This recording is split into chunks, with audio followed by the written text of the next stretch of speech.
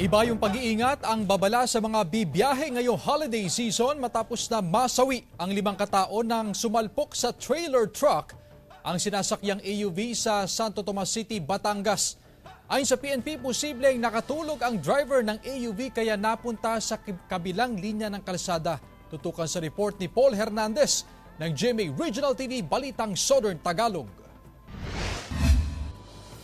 Kalunos-lunos ang sinapit ng mga pasahero ng itim na AUV na ito nang sumalpok sa isang trailer truck sa highway sakop ng Barangay San Miguel, Santo Tomas City, Batangas. Malungkot na sinalubong ng kaanak ng mga biktima ang Pasko, lalo't 5 sa 8 sakay ng private vehicle ang patay. Nagtango naman ang sugat sa iba't ibang bahagi ng katawan ng 3 pa, kabilang ang driver nito. Nagising daw si Rebecca nang marinig ang malakas na salpukan pasado 2:00 ng madaling araw noong Sabado. Parang may sumabog.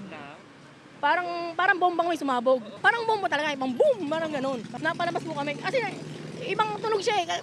Sa investigasyon ng Santo Tomas City Police, galing sa okasyon sa Samar ang private vehicle at pauwi na sana sa Nueva Ecija. Lumihis daw ng linya ang kotse. Tiyempo namang kasalubong sa kabilang lane ng truck.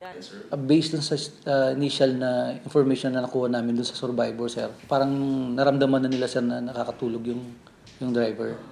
Kaya po, yun, sir, yung nakikita naming dahilan kung bakit napapunta siya sa lane ng opposite na lane po. Hawak ngayon ng pulisya ang driver ng truck na isinailalim sa medical examination. Ang mga kaanak ng mga nasawing pasahero tumangging magbigay ng pahayag sa GMA Regional TV Balitang Southern Tagalog. Sinisika pa na mahinga ng pahayag ang driver ng AUV at truck. Tinitingnan pa rin po namin yung mga available ng CCTVs dun sa area, sir, para ma-establish natin, sir, yung makorroborate natin at the same time manigate natin kung mayroong mga hindi tama dun sa mga statement na makukuha natin, sir. Paalala ng pulisyang magdoble ingat sa pagmamaneho. Patuloy na gumugulong ang investigasyon sa insidente.